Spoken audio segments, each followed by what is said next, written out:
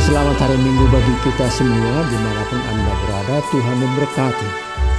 Hanya karena kasih karunia dan lindungan Tuhanlah maka kita boleh sehat, terlindung dari ancaman penyakit COVID-19 ataupun jenisnya yang baru. Sehingga pada hari ini, Minggu tanggal 24 April tahun 2022, kita boleh beribadah mendengarkan firman Tuhan. Saya akan bacakan firman Tuhan yang diperuntukkan untuk kita pada hari ini. Tertulis dalam kitab Kisah Para Rasul 9 ayat yang pertama hingga yang ke-6. Demikian bunyinya, saya bacakan untuk kita semua. Sementara itu berkobar-kobar hati Saulus untuk mengancam dan membunuh murid-murid Tuhan. Ia menghadap imam besar dan meminta surat kuasa daripadanya untuk dibawa kepada majelis-majelis Yahudi di Damsyik, supaya jika ia menemukan laki-laki atau perempuan yang mengikuti jalan Tuhan, ia menangkap mereka dan membawa mereka ke Yerusalem.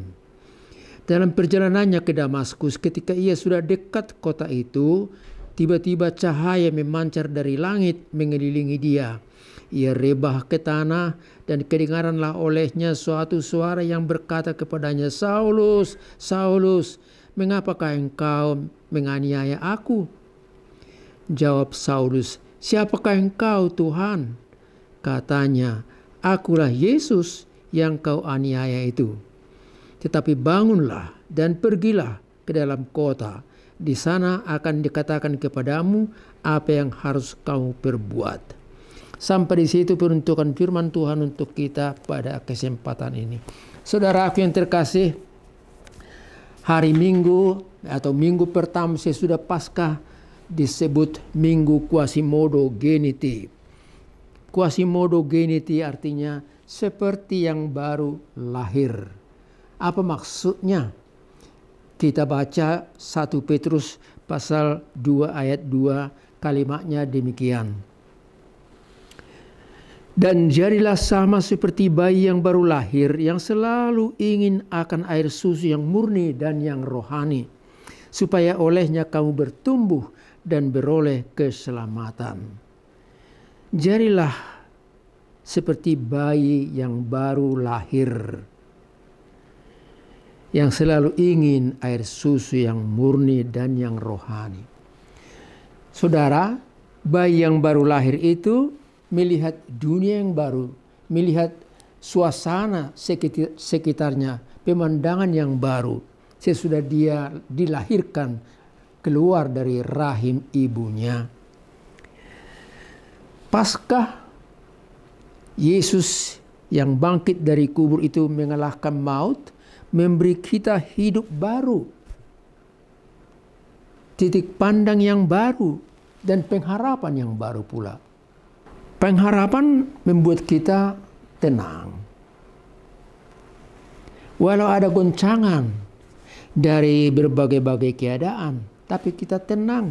Itulah orang yang berpengharapan. Dan pengharapannya bukan dunia ini, pengharapannya ke atas, ke sana, ke Tuhan. Saudaraku yang kekasih, kapal yang besar yang sandar di pelabuhan seperti Tanjung Priok umpamanya, kapal yang besar itu boleh tenang. Karena apa? Karena jangkar telah dilabuhkan ke dasar laut. Dan oleh jangkar itu, maka kapal yang besar itu walaupun ada riak-riak gelombang atau hembusan angin, dia tetap tenang di dermaga yang diperuntukkan tadi.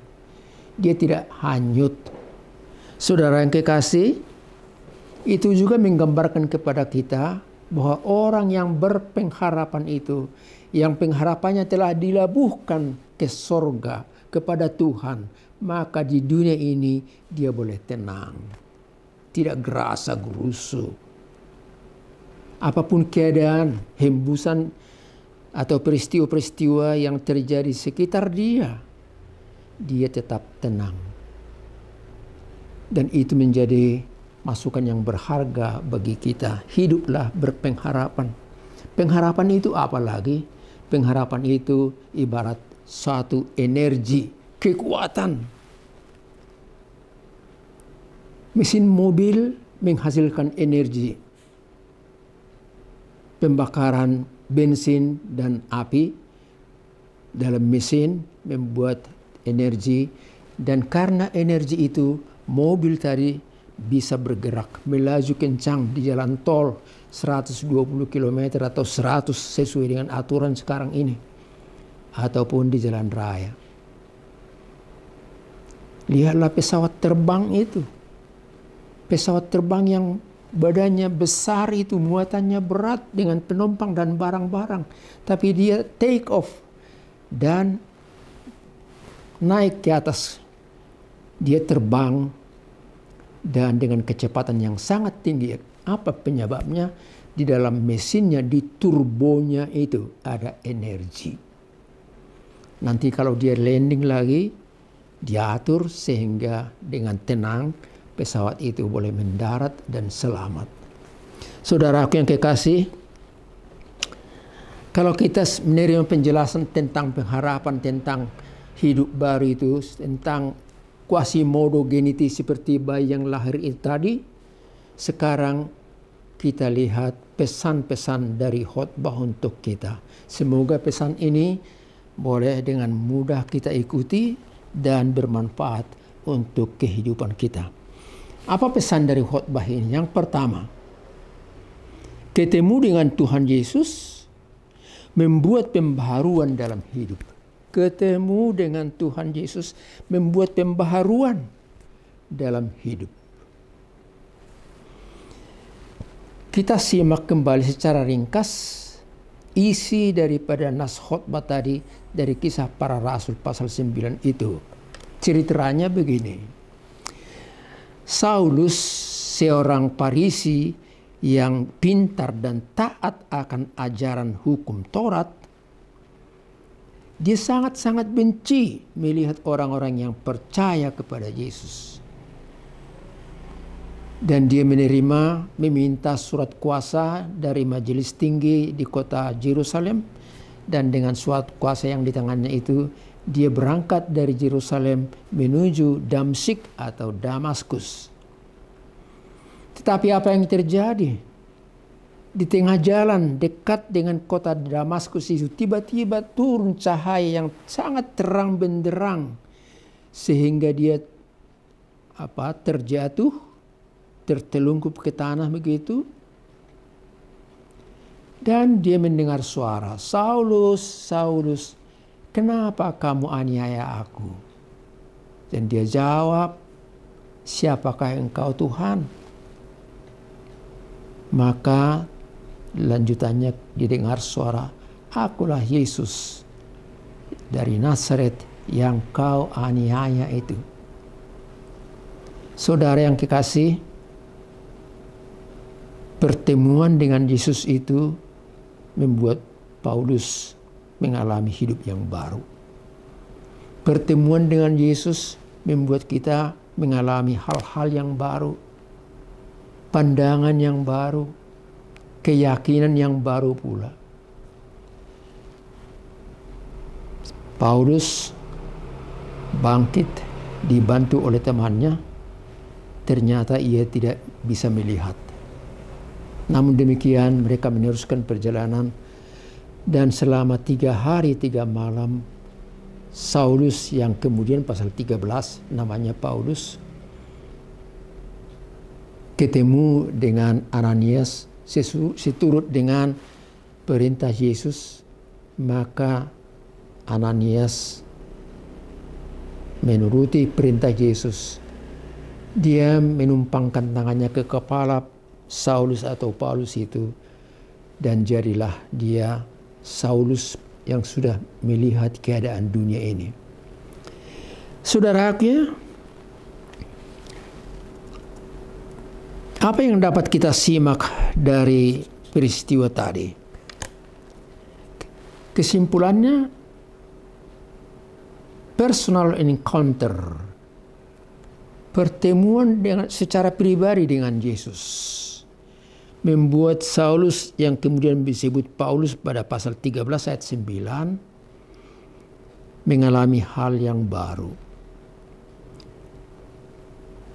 pertemuannya dengan Yesus dengan jelas gamblang kepada orang Yahudi dia saksikan. Kalau kita baca Kisah Para Rasul pasal 22, Paulus dengan sangat jelas dan gamblang menceritakan bahwa dia telah mengalami hal yang baru, pemikiran yang baru, ajaran yang baru, bukan Taurat lagi, tetapi kasih karunia. Itu digambarkan Paulus di tengah-tengah kaum Yahudi. Dan bukan hanya itu lagi, Paulus juga menyaksikan pengalamannya tadi di hadapan Raja Agrippa. Kalau kita baca pasal 26, dia menceritakan kembali pertemuannya dengan Yesus membuat dia mengalami pemahaman yang baru, iman yang baru pula, dan ketabahan yang baru bekerja untuk menyaksikan Yesus. Saudaraku yang terkasih, semua pada heran, termasuk rasul-rasul itu pada heran. Tetapi pada akhirnya Paulus diterima sebagai rasul. Dan Paulus berkata bahwa kita hidup bukan oleh aturan lagi, tetapi oleh kasih karunia Tuhan. Aku menjadi rasul bukan karena diangkat oleh manusia, tapi oleh Yesus yang saya saksikan. Demikian dikatakan dalam Galatia pasal 1 ayat yang pertama.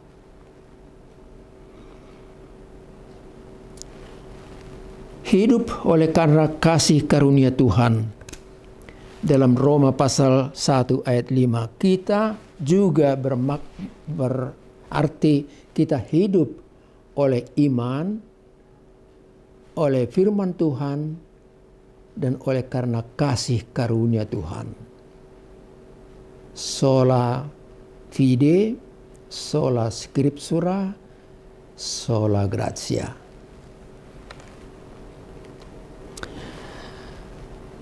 Ada satu lagu pujian, kalau kita lihat nanti Kidung Jemaat nomor 39, ada satu lagu pujian yang dikarang oleh Johann Andreas Rothe yang menulis satu lagu untuk sahabatnya Hans Christoph. Saudara Andreas Rothe ini adalah seorang pemberita Injil dan dia sangat disenangi oleh para pendengarnya karena dia rendah hati dan tulus menyampaikan firman itu. Dia sangat disenangi. Dan Andreas Rothe ini menulis satu lagu untuk sahabatnya Hans Christoph. Dan lagu itu luar biasa. Ternyata sesudah Hans Rothe meninggal, di kuburannya dilukiskan satu jangkar encor, dan di samping encor itu tertulis lagu karangannya. Judulnya ialah Telah Kutemukan Dasar yang Kuat. Dan dalam Kidung Jemaat 39 kita lihat syairnya. Saya akan bacakan untuk kita. Kidung Jemaat nomor 39. Demikian bunyinya. Ku diberi belas kasihan walau tak layak hatiku. Tadi ku angkuh, kini heran. Tuhan besar, besarlah rahmat-Mu. Kidung imanku bergema, rahmat-Mu sungguh mulia. Kidung imanku bergema, rahmat-Mu sungguh mulia. Ku diberi belas kasihan walau tak layak hatiku.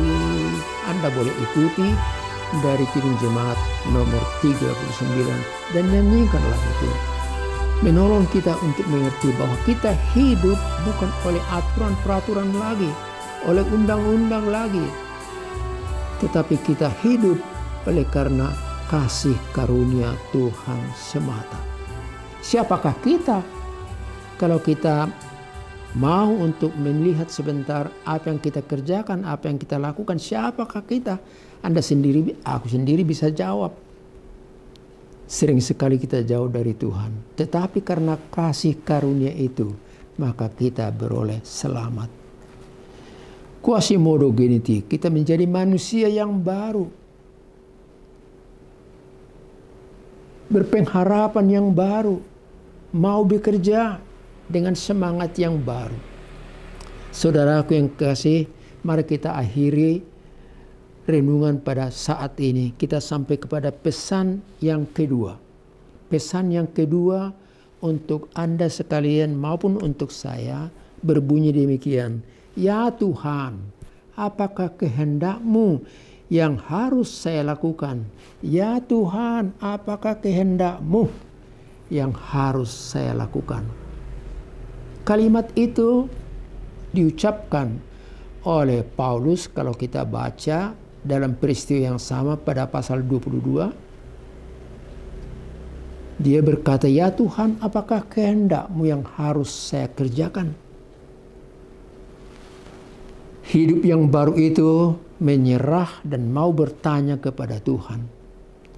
Dia hidup dan bekerja bukan hanya oleh karena dirinya, pikirannya sendiri, tapi dia bertanya kepada Tuhan, apakah Tuhan kehendak-Mu yang harus saya kerjakan? Kita juga boleh berkata dalam diri kita sendiri, ya Tuhan, hari ini apa yang saya harus kerjakan di dunia ini selagi aku masih hidup? Saudara yang kekasih, ternyata kalau kita simak Alkitab di sini, ternyata Paulus itu seorang rasul yang luar biasa. Dia bekerja terus, tidak mau capek. Dia menulis banyak surat. Dia mengunjungi jemaat-jemaat di kota maupun di pulau-pulau yang lain. Dia menulis banyak surat seperti kita kenal dalam perjanjian yang baru.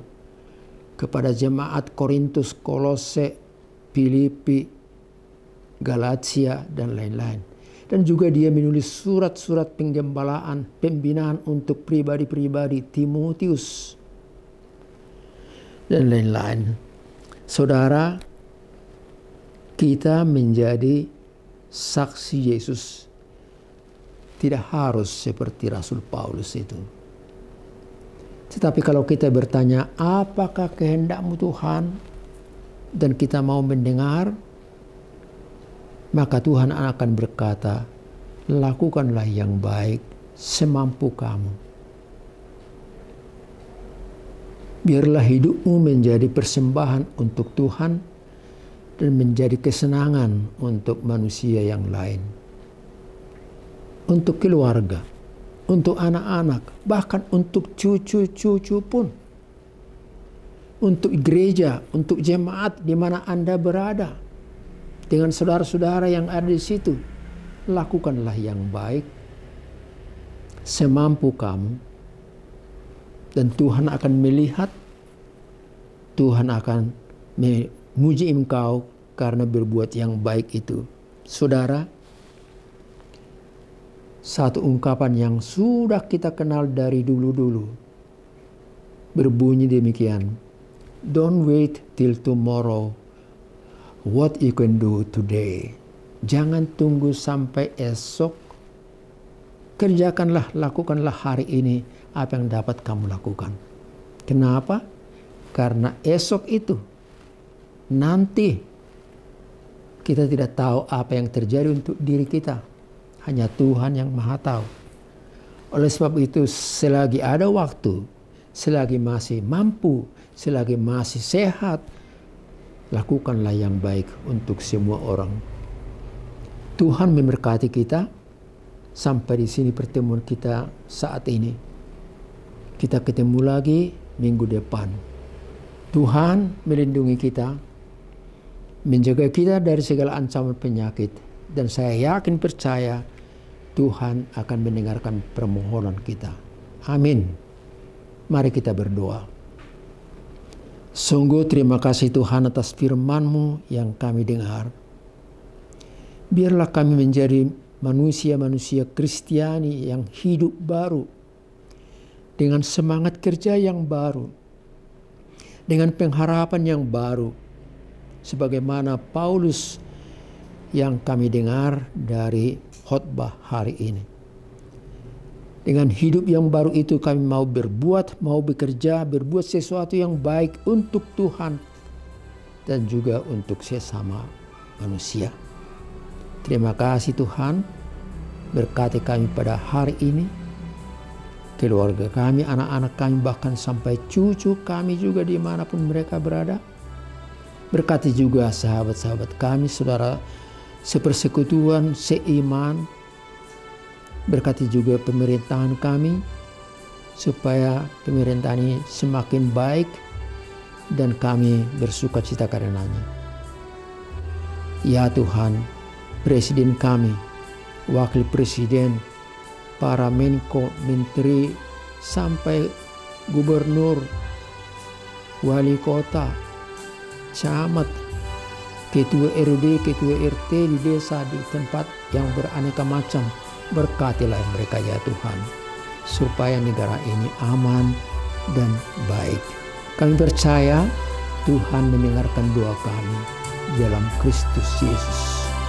Anugerah dari Tuhan kita Yesus Kristus, kasih setia Allah Bapa, serta persekutuan dari Roh Kudus bersama dengan saudara-saudara sekalian. Amin.